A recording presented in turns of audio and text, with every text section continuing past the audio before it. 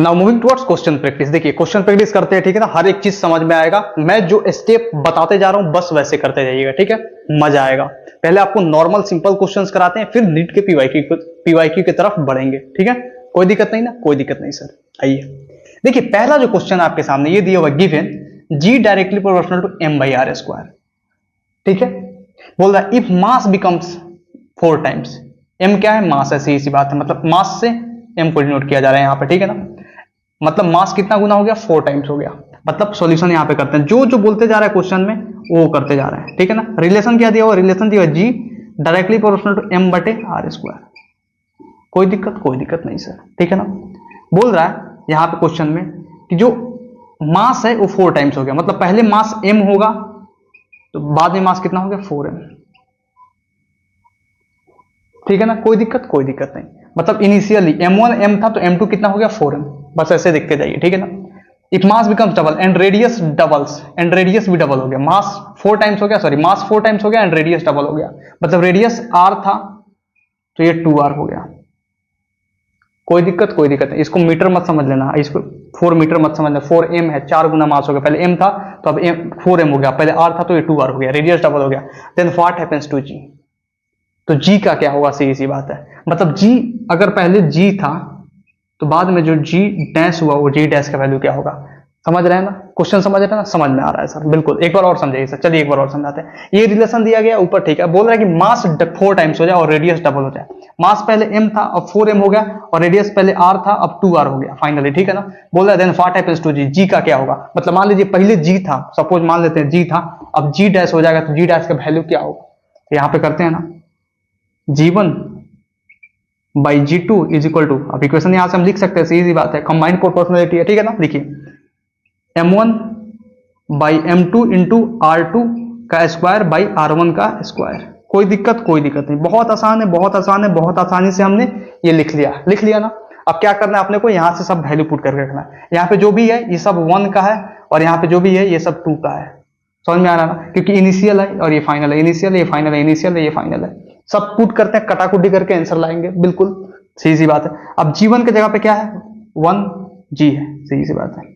Upon g2 के जगह पे क्या है, g डैश का अपने को वैल्यू निकालना, सीधी सी बात। m1 की जगह पे क्या है, m है। m2 की जगह पे क्या है, यहाँ पे 4m है, ठीक है ना। इंटू r2 की जगह पे क्या है, r2 की जगह पे 2r है, तो 2r का स्क्वायर करेंगे, होल स्क्वायर, क्योंकि ये स्क्वायर है। r2 का वैल्यू 2r है, यहाँ पे उसका स्क्वायर करेंगे, सीधी सी बात है। अब r1 का स्क्वायर है तो र1 का स्क्वायर है, मतलब r का स्क्वायर। कोई दिक्कत नहीं। अब क्या करते हैं ना, यहाँ पे कट्टम कुट्टी खेल सकते हैं सर, बिल्कुल। लेकिन इसको हम ऐसे भी तो लिख सकते हैं। कैसे लिख सकते हैं सर इसको, ऐसे। पहले कट्टम कुट्टी खेलने से पहले एक चीज देखिए, g upon G dash is equal to m by 4m into 2r by r का होल स्क्वायर। बताओ, ये लिख सकते हैं ना, क्योंकि 2r का भी स्क्वायर है और r का भी स्क्वायर है, सीधी सी बात है। 2r बाई r का स्क्वायर, तो r से r मार दिए, इसके अंदर ही m से m मार दिए, सीधी बात है। अब कितना, 2 2 जब 4 हो जाएगा, अब ये 4 से 4 कट गया, वाह, खत्म। मतलब g डैश बराबर g आ जाएगा, मतलब g पे कोई फर्क नहीं पड़ेगा, g रिमेन्स कांस्टेंट, मतलब जो g था वही होगा। बताइए कुछ गलती की है क्या, लग रहा है कुछ गलती की है। देखिए फिर से समझा देते हैं, सीधी बात है। ये सवाल आपने देखा जिसने बोल रहा है पहले मास m था बाद में मास 4m हो गया, पहले r था, रेडियस बाद में डबल हो गया, रेडियस चाहिए साइड 2 टाइम्स हो गया, डबल बोल रहे हैं ना, सीधी बात है। तो बोल रहे हैं g पे क्या फर्क आएगा, पहले g था तो g डैश हो गया, सीधी बात है। g डैश का क्या वैल्यू होगा, तो g1 बाई g2 छोड़ो m1 by m2 into r2 by r1 का होल स्क्वायर, सीधी बात है। मतलब ये m बाई 4m, क्योंकि मास पहले m था, ये 4m हो गया, सीधी बात है, इंटू 2r बाई r का होल स्क्वायर, सीधी बात है। अब r से एक r कट गया, सीधी r स्क्वायर से r स्क्वायर गया यहाँ पे, ठीक है ना, क्योंकि r by 2r by r का होल स्क्वायर, तो इसको हम लिख सकते हैं सर, सीधी बात है। ये आपको एक्सपोनेंट इन पावर में लिखना सिखाया था, बिल्कुल। अब r से r कट गया, यहाँ पे 2 का स्क्वायर 4 हुआ है, यहाँ पे 4 है, ये 4 से 4 गया, मतलब इधर तो बचा 1, मतलब g डैश बराबर g आ जाएगा, सीधी सी बात है। कोई दिक्कत है यहाँ पे, कोई दिक्कत नहीं। अब नेक्स्ट क्वेश्चन देखते हैं। ये जो नेक्स्ट क्वेश्चन है, ये बोल रहा है u directly proportional to m1 m2 by r, ठीक है ना। बोल रहा है if both masses doubles and distance triples, both masses, ये दोनों मासेस है और ये डिस्टेंस है, दोनों मास डबल हो जाता है। मतलब पहले m1 था तो 2m1 हो गया, पहले m2 था तो 2m2 हो गया, सीधी सी बात है। कोई दिक्कत नहीं। अब बोल रहा है एंड डिस्टेंस टिपल हो गया, 3 गुना ज्यादा हो गया। समझ रहे हैं ना, 3 गुना ज्यादा हो गया। Then what happens to U, U का क्या होगा, करते हैं सॉल्यूशन। चलिए सॉल्यूशन करिए पहले आप करिए सॉल्यूशन। हो गया, कर दिया आपने, हो गया, मैं कराऊं, करिए। चलिए आंसर मैच कीजिएगा। यू डायरेक्टली प्रोपोर्शनल टू दिया गया है M1 M2 बटे R, बिल्कुल बिल्कुल दिया गया ना, बिल्कुल सर। बोल रहा है if both masses becomes double, सही सी बात है। मतलब पहले M1 जो था M1 था, अब ये 2M1 हो गया, सही सी बात है। M2 जो था पहले M2 था, सही सी बात है, अब ये 2M2 हो गया, दोनों मासेस डबल हो गए, सही सी बात है, कोई दिक्कत नहीं। ये पहले सिचुएशन का बात लिखा जा रहा है, ये बात की सिचुएशन का बात लिखा जा रहा है। यहाँ पे 1 2 मत लिखिए, यहाँ पे कंफ्यूज हुई है क्योंकि ऑलरेडी यहाँ पे 1 2 दिया गया है सवाल में। कोई दिक्कत नहीं सर, चलिए ठीक है ना। देखिए अब यहाँ पे R है, R का बात क्या, डिस्टेंस ट्रिपल हो गया, ये R जो है डिस्टेंस है। अब ये R था, ये 3R हो गया। तो फिर यहाँ पे पूछ रहा है U का क्या होगा, सही सी बात है, इक्वेशन लिखेंगे यहाँ पे कैसे, U को हम क्या करते हैं, UA लिखते हैं, UA, क्योंकि 1 2 लिखेंगे तो 1 2 इसमें भी है, फंस जाएंगे हम, ठीक है ना। तो ये मान लो A सिचुएशन है, A नंबर की सिचुएशन, और ये B नंबर की सिचुएशन है, ठीक है ना। कोई दिक्कत नहीं सर। UA बाई UB, सीधी सी बात है, is equal to M1 M2, बताइए कैसे लिखे इसको। अब इसको ऐसे लिखेंगे M1 M2 A by M1 M2 B into RB by RA। बताओ कुछ मैंने गलत लिखा है यहाँ पे, कुछ गलत लिखा, कुछ भी गलत नहीं है सर, बिल्कुल सही लिखा आपने। कैसे, A बाई B, सीधी सी बात है। अब ये क्या है, M1 M2 है, सीधी सी बात है। मतलब एक है, अगर M1 होता, बस मान लो M2 नहीं होता, तो क्या लिखो, M1 बाई M2 लिख देते ना, M1 बाई M2 लिख देते, सीधी सी बात है। अगर M होता तो M1 बाई M2 लिख देते, लेकिन यहाँ पे M1 M2 है तो M1 बाई M2 नहीं लिख सकते। क्यों, क्योंकि ऑलरेडी यहाँ पे 1 2 यहाँ पे इस पे दिया हुआ है, इसलिए हमने A से रिप्रेजेंट किया। इसके मल्टीप्लीकेशन को M1 M2 B, सीधी सी बात है, इंटू RB बाई RA। कोई दिक्कत नहीं। अब जो सिचुएशन है डाल दीजिए, ठीक है ना। बोल रहा है U का क्या होगा, तो मान लीजिए पहले U था, अब कुछ U डैश होगा, U डैश का वैल्यू पूछ रहा है, तो U A क्या था, U था, UB U डैश, सी बात है। M1 M2 A है, सी बात है, M1 M2 A है ना, तो यहां से कर दो M1 into M2, M1 into M2 पहला हो गया, ठीक है ना, एक सिचुएशन। M1 M2 अब कितना होगा, 2M1 इंटू 2M2 हो गया, 2M1 into 2M2 into RB कितना हो गया, 3R, सी बात है, अपन RA कितना हो गया, R। अब इसको कटा दो, M2 से M2 गया, M1 से M1 गया, R से R गया, कोई दिक्कत नहीं। अभी कितना आ गया, U डैश इधर जाएगा, सी बात है। अभी कितना, 2 2 4, 4U बाई 3। बताओ ये आंसर किसका आया। अब आप बोलोगे सर आप तो बोल रहे थे 3 4 लाइन में करा दोगे, लेकिन मैं आपको अभी सिखा रहा हूं, ये 3 4 लाइन भी नहीं, 2 लाइन का खेल है, 2 लाइन का। कैसे, सीधी बात है, मैं करता तो ये क्या लिखता, क्या नहीं लिखता, मैं करता तो ये क्या लिखता, क्या सॉल्यूशन तो यही है ना। सॉल्यूशन क्या है, सॉल्यूशन यही है, क्वेश्चन से दिखता है डायरेक्ट, सीधी बात है, ये डबल सॉल्यूशन ये है। 3 लाइन, 1 2 3, सीधी बात है। यहाँ पर भी बताओ कितना लाइन, 1 2 3, यहाँ पे 3 लाइन, मात्र 3 लाइन, 3 लाइन में सारा खेल समाप्त। आपको क्या लगता है, समझ में आ रहा है ना, समझ में आया आपको, ये समझ में आया। चलिए इसे नोट कीजिए जल्दी फास्ट, नेक्स्ट और क्वेश्चन से बहुत कराने हैं, जल्दी फास्ट नोट कीजिए, जल्दी समय नहीं लगाना है, जल्दी फास्ट करिए। चलिए नेक्स्ट क्वेश्चन की तरफ मूव करते हैं, ठीक है ना। ये दोनों क्वेश्चन आप अपने से कीजिए, फटाफट कीजिए, समय नहीं लगना चाहिए, 2 क्वेश्चन है, 2 मिनट से ज्यादा नहीं मिलेगा, ठीक है ना, क्योंकि ऑलरेडी मैं ऐसे क्वेश्चंस को अभी करा चुका हूं, ठीक है, और इतना प्रैक्टिस आपने कर लिया, बहुत सारे एग्जांपल्स थे कि ये सब सवाल जो है आपके लिए हलवा है, ठीक है ना, हलवा है। जल्दी फटाफट कर लीजिए, समय नहीं लगाना है, don't take too much time, fast, चलिए कर लीजिए, सांस भी नहीं लेने दूंगा, समझ में आ रहा है ना, पढ़ना है तो पढ़ना है, सीधी बात है। अब मुश्किल हो गया नेट का एग्जाम, पहले जैसा पेपर रहा नहीं, नेट 2025 का पेपर आपने देखा कितना टफ था, सीधी बात है। लेकिन अब देखिए सीधी बात है कि पेपर 2024 तक जो भी आया ना, वो हलवा पेपर आया, और वैसा पेपर होना भी नहीं चाहिए था। उसका रीजन क्या है, वैसा पेपर इसलिए नहीं होना चाहिए था क्योंकि भैया अगर इतना आसान सवाल आ जाएगा तो कोई भी डॉक्टर बन जाएगा ना। डॉक्टर का मतलब क्या होता है, पैसेंस, टेंशन को झेलने की शक्ति, स्ट्रेस मैनेजमेंट। अब मान लीजिए आप फॉर्मूला पढ़ लिए फिजिक्स का, केमिस्ट्री का, बायो बस एनसीईआरटी देख लिए और जाके सवाल सोल्व करके आ गए, 700 नंबर लेकर आ गए। काहे का स्ट्रेस मैनेजमेंट, काहे का टेंशन मैनेजमेंट, काहे का पैसेंस आप में? पैसेंस तब चेक होगा जब पेपर जो है ना टफ बना दिया जाए उसी सिलेबस से, समझ रहे हैं ना इस बात को? तो उस पेपर में समझ में आ, जैसा नीट 2025 का पेपर था, अगर ऐसा पेपर बना दिया जाए हर साल तो मजा ही आ जाएगा। तब जो डॉक्टर्स निकलेंगे ना, मतलब जो नीट क्रैक करके निकलेंगे वो सच में एक बेस्ट डॉक्टर्स बनेंगे, बेस्ट माइंड्स होंगे। लेकिन लल्लू पंजू पेपर आ जाए तो कोई भी बन जाएगा, ऐरा गैरा नत्थु खैरा, उसकी कोई वैल्यू रहेगी नहीं। तो नीट एग्जाम ऐसा ही होना चाहिए, ऐसा ही पेपर आना चाहिए, ठीक है ना? तो पढ़िए, मैं जो पढ़ा रहा हूं ग्रांटेड कहता हूं, ये तो नहीं ग्रांटेड कहूंगा कि सारा पेपर मेरे नोट से आएगा, लेकिन इतना ग्रांटेड जरूर कहता हूं कि अगर ये कर लीजिएगा तो आपका सिलेक्शन पक्का 100%। मतलब जो सवाल उधर आएगा वो इधर पढ़ाया गया होगा, बस इतना समझ लीजिए, ठीक है ना? देखिए यहां पे अब इसका हम सॉल्यूशन करते हैं भैया। रिलेशन क्या दिया हुआ है? P directly proportional to AT का power 4। Okay sir, it's okay. जहां पे A क्या है? एरिया है, T है टेम्परेचर, सीधी सी बात है। अब बोल रहा है इफ एरिया बिकम्स डबल, सीधी सी बात है, एरिया डबल हो जा रहा है, ठीक है ना? मतलब पहले एरिया अगर A था तो अब एरिया 2A हो गया, सही सी बात है। पहले एक नंबर सिचुएशन, ये 2 नंबर सिचुएशन में ऐसा हो गया, ठीक है? अब बोल रहा है टेम्परेचर ट्रिपल्स, मतलब पहले टेम्परेचर T था तो अब 3T हो गया, सही सी बात है। तो बोल रहा है P का क्या होगा? तो मान लो पहले P था तो P डैश हो गया, तो P डैश का वैल्यू कितना होगा? सही सी बात है। तो यहाँ पे इक्वेशन है, अपन लिखते हैं और आंसर आएगा उसी समय। तो यही खेला कर रहे हैं, बोर फील कर रहे हो ना? बोर फील कर रहे हो, कोई दिक्कत नहीं है, करो करो थोड़ा सा। तड़कता भड़कता भी नीट PYQ आने वाला है इसी के बाद, जस्ट इसी के बाद आने वाला है, ठीक है ना? देखना, इसको कर लेंगे P1 by P2 is equal to A1 by A2 into T1 by T2 का पावर 4, होल पावर 4 मैंने डाल दिया। कुछ गलती किया? कुछ नहीं सर, सब सही किया, कुछ गलती नहीं है, ठीक है ना? मैंने सही लिखा, ये बिल्कुल सर सही लिखा। कैसे? P1 by P2 equal to A1 by A2, सीधी सी बात है। और डायरेक्टली उसमें T भी तो है, तो T1 बाई T2 का पावर 4 या T1 का पावर 4 बाई T2 का पावर 4, बात एक ही बराबर है, ठीक है ना? अब इसको कर देते हैं। यहां से P1 क्या है? P है, P2 क्या है? P डैश है, सीधी सी बात है।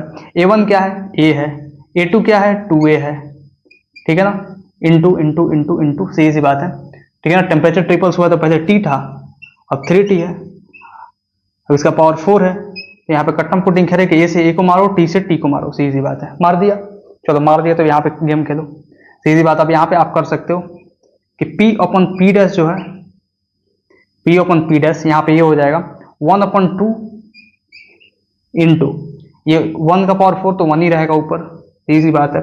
और ये 3 का पावर 4 आ गया, 81 होता है 3 का पावर 4। कैसे? 3 3 जा 9, 3 जा 27, 3 जा 81, सीधी सी बात है। तो इतना आ गया, मतलब ये आंसर कितना आ गया? ये आ गया 2 इंटू 81 कितना होता है? 2 इंटू 81 कर लीजिए सर, सीधी सी बात है।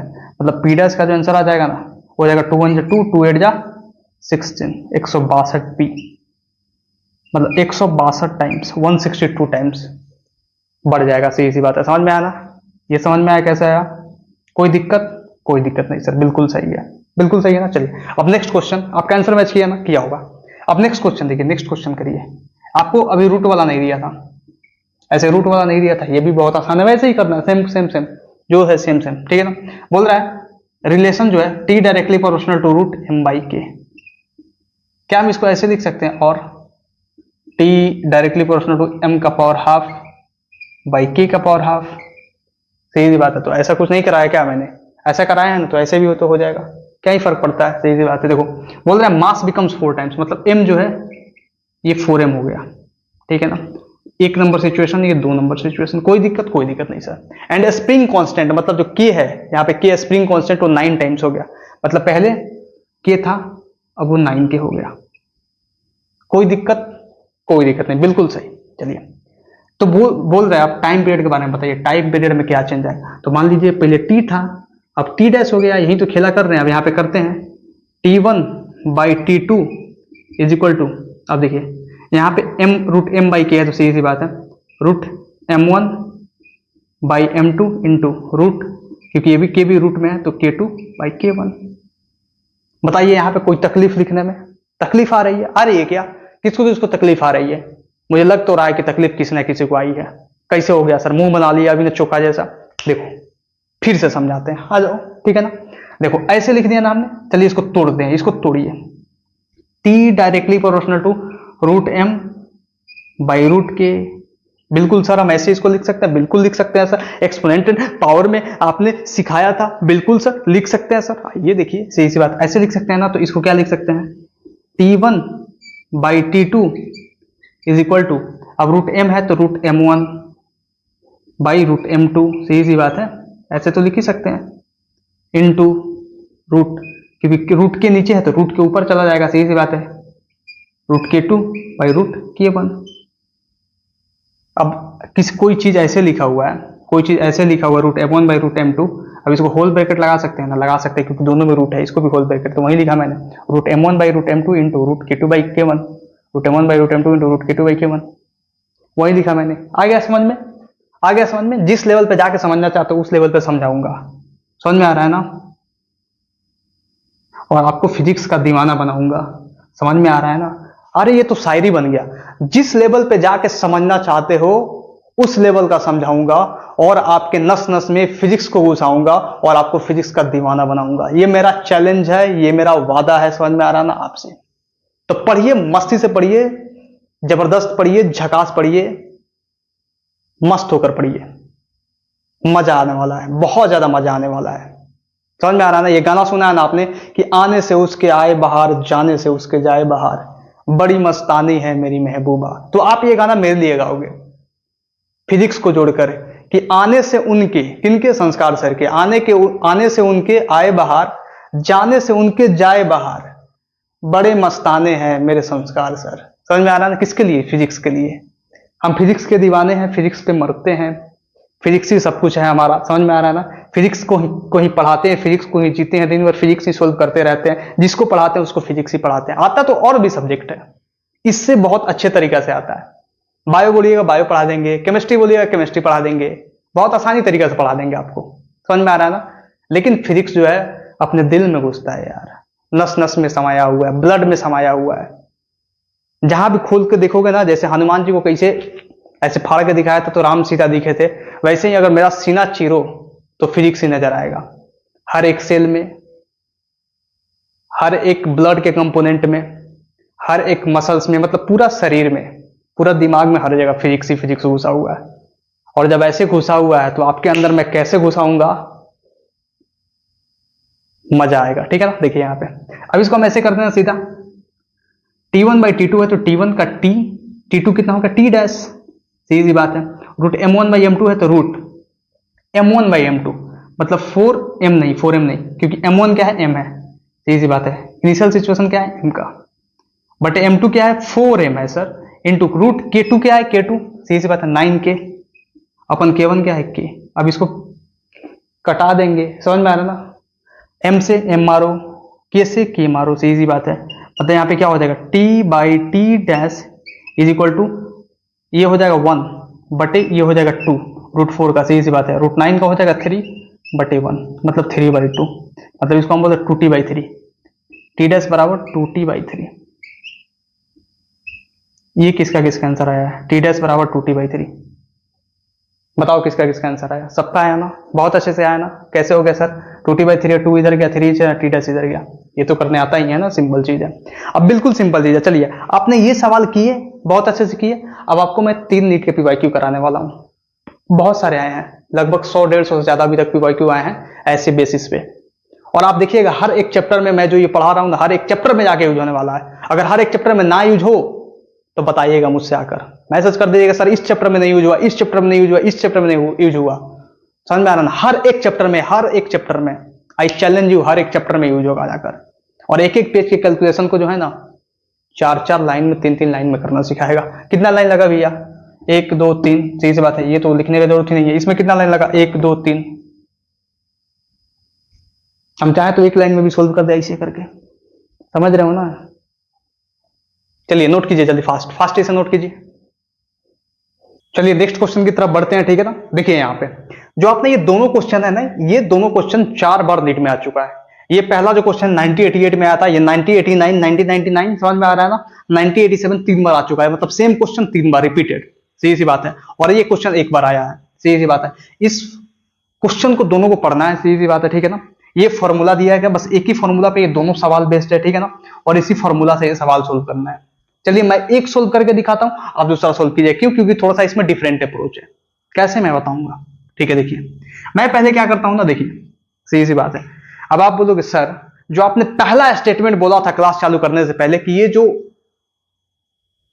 आप पढ़ा रहे हो ना, जो मैं ये पढ़ा रहा हूं, ये 4 लाइन में सोल्यूशन करके देगा, दे तो रहा है, लेकिन इसका लॉन्ग सोल्यूशन क्या होगा सर देखा जाए तो। चलिए एक बार लॉन्ग सोल्यूशन करके दिखा देता हूं आपको, ठीक है ना, मजा आएगा। उससे उससे समझ में आएगा कि हाँ भाई इतना बड़ा मतलब जो बोझ है उससे इतना कम पे इनवर्स डायरेक्टली प्रोपोर्शन लेके आया हमको, ठीक है ना। देखिए यहां पे मैं एक बार लॉन्ग सोल्यूशन करता हूं। सोल्यूशन देखिए, ये है अपना आम जिंदगी, मतलब जो आम लोग करते हैं, आम जिंदगी, आम जिंदगी वाला सॉल्यूशन करेंगे। फिर मेंटोस जिंदगी वाला आएगा अपना, मतलब डायरेक्टली प्रोपोर्शनल, इनवर्सली प्रोपोर्शनल, ठीक है ना। काइनेटिक एनर्जी का फॉर्मूला हम जानते हैं P²/2m होता है, ठीक है ना।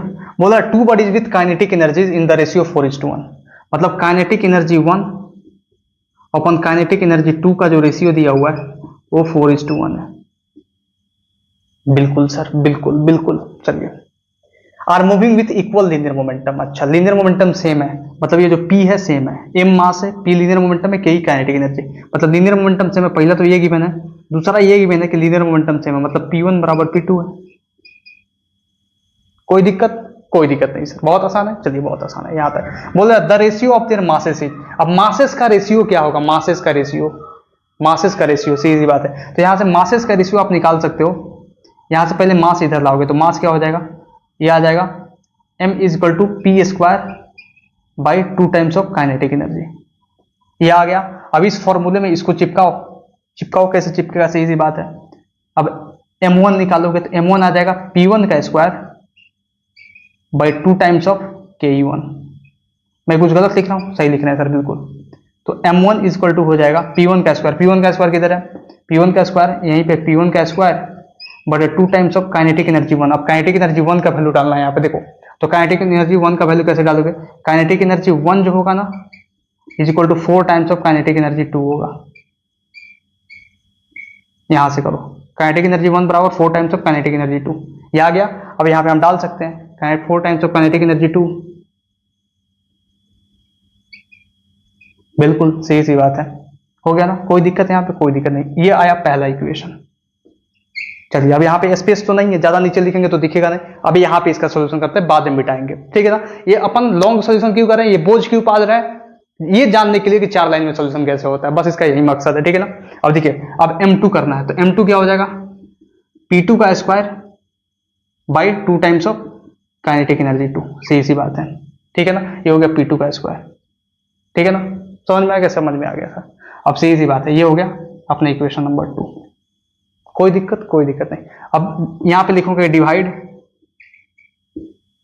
इक्वेशन 1 एंड 2, तो करो डिवाइड, सही सी बात है। मतलब m1/m2 is equal to P1²/2 times of, यहाँ पे 4 मतलब 2 4 8 times of Ke2, 8 times of, direct लिख देते हैं ना, 8 टाइम्स ऑफ Ke2, ठीक है ना, बटे ये बड़ा वाला डंडा लगेगा यहाँ पे, ठीक है ना, बटे P2² upon 2 times of Ke2, बिल्कुल ये m2 का वैल्यू, ठीक है ना। अब इसका सॉल्यूशन हम करेंगे नेक्स्ट, थोड़ा सा यहाँ पे आ जाते हैं।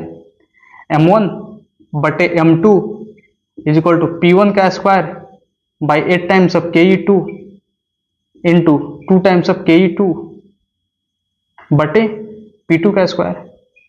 और यहाँ पे जहां जैसे देखा जाए P1 बराबर P2 है, तो P1 बराबर P2 है तो ये दोनों कैंसिल हो जाएगा।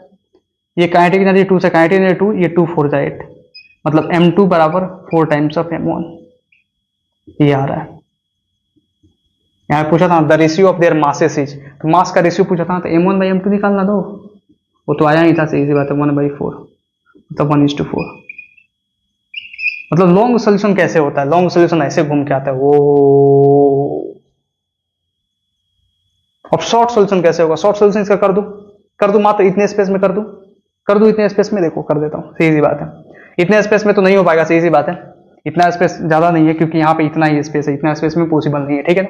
कॉपी होता तो हो जाता। अब इसको आप नोट करना चाहे तो लॉन्ग सोल्यूशन को कर सकते हैं, ठीक है ना। मैं शॉर्ट सोल्यूशन देने जा रहा हूं इसका, सीधी सी बात है। 3 लाइन में आंसर होगा, 3 लाइन से ज्यादा नहीं होगा, एक भी लाइन ज्यादा हो गया तो पढ़ाना मेरा किस काम का, सीधी बात है। चलिए 3 लाइन में सोल्यूशन मैं दे दे वाला हूं, जल्दी जल्दी फटाफट फटाफट फटाफट। हो गया, कर लिया आपने, कर लिया ना। अब देखो, चलो मैं मिटाता हूं।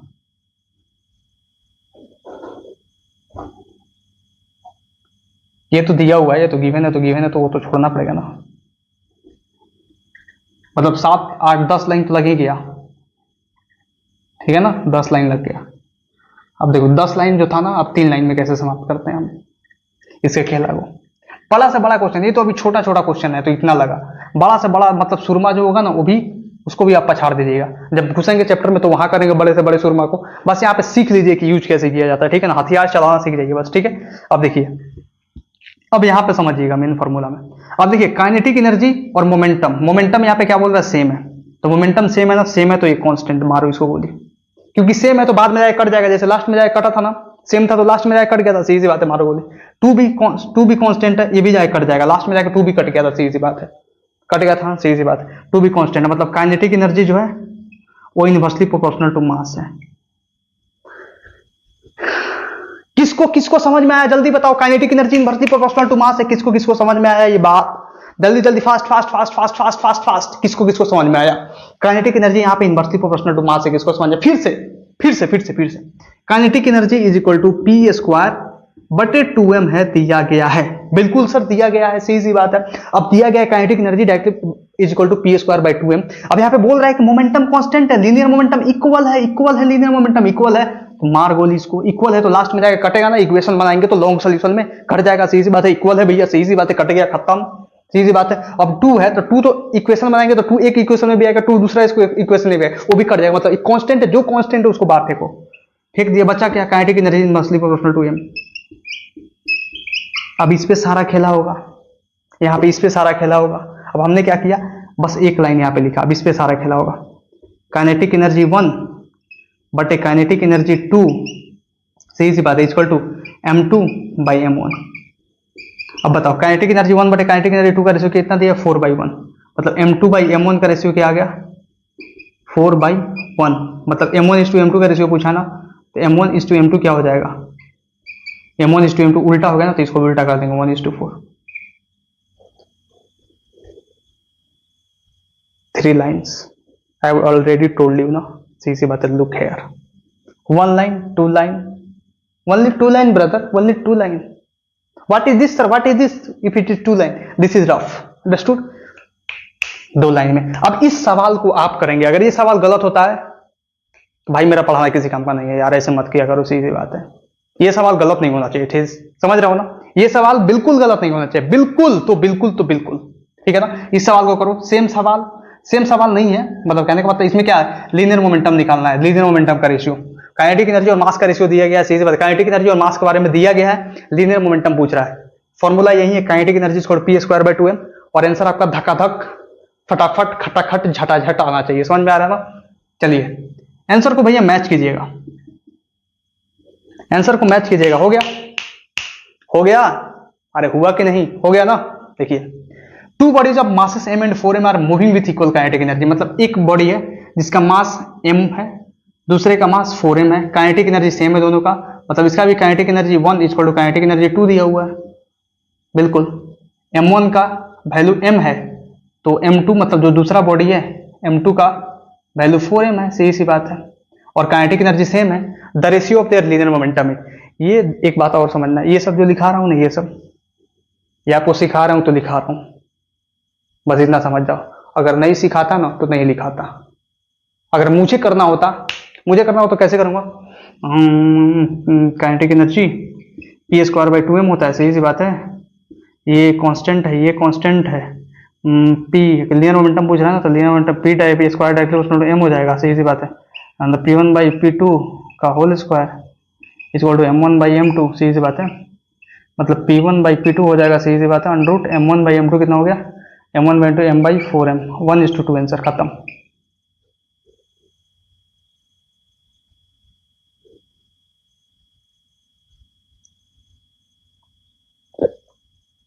ओ माय गॉड, मैं ऐसे करूंगा।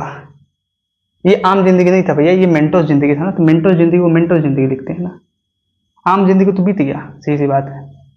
यह है मेंटोस जिंदगी, मेंटोस जिंदगी। जिंदगी के सफर में गुजर जाते हैं वो मकाम, फिर नहीं आते, फिर नहीं आते। कोई बात नहीं, आएंगे। 1:2 देखो, अब ये तो फास्ट फास्ट करा दिया, अब आपको समझा भी देता हूं, ठीक है ना। किसी भी चीज के लिए परेशान नहीं होना है, क्योंकि जादूगर का जादू है, ये हाथों का कमाल है। और सब कोई कहते हैं मुझे, करते हो तुम कैसे, सबका ये सवाल है। देखिए, अपन जादूगर नहीं, अपन फिजिक्स का जादूगर है। देखो अब यहां पे भैया सीधी सी बात है, kinetic energy equal to P square by 2m दिया हुआ है। ऑलरेडी बोल रहा है काइनेटिक एनर्जी कांस्टेंट है, काइनेटिक एनर्जी दोनों का सेम है, तो कांस्टेंट मान ले, खत्म करो कांस्टेंट से, सीधी बात है। ये भी 2 भी कांस्टेंट है, मतलब पी स्क्वायर और ये m, तो m इधर चला जाएगा, मतलब P square directly proportional to m, ये रिलेशन बन रहा है।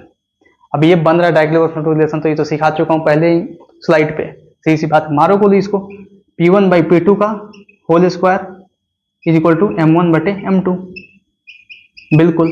अब P1 बाई P2 का रेशियो पूछ रहा है ना, तो P1 by P2 is equal to, ये स्क्वायर है, इधर जाएगा तो रूट में बदल जाएगा, एक्सपोनेंट एंड पावर में पढ़ा चुका हूं, ठीक है ना ये, ठीक है ना। अब P1 बाई P2 करना है तो कर दो, P1 by P2 is equal to root M by 4M,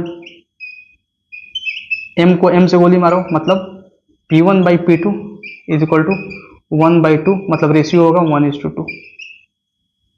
जादूगर का जादू है ये, हाथों का कमाल है, करते हो तुम कैसे, सबका ये सवाल है। टनन टनन टन टनन टनन टन। आया समझ में? अरे आ गया समझ में? बताओ आज का क्लास कैसा लगा? आज का क्लास कैसा लगा? सर मजा आ गया सर, बहुत बढ़िया था सर, बहुत बढ़िया था, इतना बढ़िया था कि क्या बताएं सर, सब समझ में आया, ऐसे ही समझ में आना चाहिए। तो आज का जो क्लास था ना, बहुत ही बढ़िया था, बहुत ही महंगा था, महंगा in the sense upper level, बढ़िया लेवल का था, सीधी बात है, क्योंकि ये चीजें नहीं कराई जाती हैं। जो अच्छे बच्चे होते हैं वो तो कर ले जाते हैं, लेकिन जो एवरेज, बिलो एवरेज बच्चे होते हैं वो कंफ्यूज होकर रह जाते हैं, वो लॉन्ग लॉन्ग सोल्यूशन करते हैं। और आपको पता है कि नीट में एक सवाल के लिए 45 सेकंड का समय चाहिए, समझ में आ रहा है ना। और 45 सेकंड में सवाल तभी सोल्व होगा जब आप ऐसे हैक्स को जानिएगा, और ये हैक्स बहुत स्टूडेंट्स को नहीं पता, और वो सिमट के रह जाता है सब नीचे ही नीचे। लेकिन अगर ये लेक्चर आप देख रहे हो तो आप उस हर एक स्टूडेंट को शेयर करो, समझ में आ रहा है ना, जिसको लगता है कि इस लेक्चर की जरूरत है, ठीक है ना, समझ रहे हो इस बात को। तो आज के लिए बस इतना ही, लेकिन एक बात और सुनते जाइए, कल जो आने वाला है लेक्चर, मतलब इसके बाद जो लेक्चर आने वाला है, नेक्स्ट जो लेक्चर, वो होगा अपना मैक्सिमम और मिनिमम पे बेस्ड। ये भी कहीं नहीं पढ़ाया जाता है, ये डायरेक्ट जो चैप्टर में यूज होता है वहीं पे टीचर बताता है, लेकिन मैं आपको सेपरेट बताऊंगा कि हर एक चैप्टर में आप तार तार कर दो हर एक चीज को, ठीक है ना। मैक्सिमम और मिनिमम का कॉन्सेप्ट समझाऊंगा आपको। जैसे फॉर एग्जाम्पल ये ऐसे रहेगा, a equal to B by C, मतलब a को मैक्सिमम करना है तो कितने तरीके से हम मैक्सिमम कर सकते हैं, मतलब b और c में क्या क्या छेड़छाड़ करे कि b और c मतलब a मैक्सिमम हो जाए। a को अगर मिनिमम करना है तो b और c में क्या क्या छेड़छाड़ करे कि b मतलब a जो है मिनिमम हो जाए। समझ में आ रहा है ना, ये समझ में आ रहा है ना। और ये कॉन्सेप्ट इतना ज्यादा इंपॉर्टेंट है कि बहुत सारे सवाल को धुआं धुआं धुआं धुआं कर देगा। समझ में आ रहा है ना, धुआं धुआं धुआं धुआं कर देगा। कोई दिक्कत नहीं सर, समझ रहे हैं ना। तो चलिए आज के लिए बस इतना ही। थैंक यू वेरी मच कि आपने ये क्लास देखा, और आप सबको कोटि कोटि नमस्कार। चलते हैं।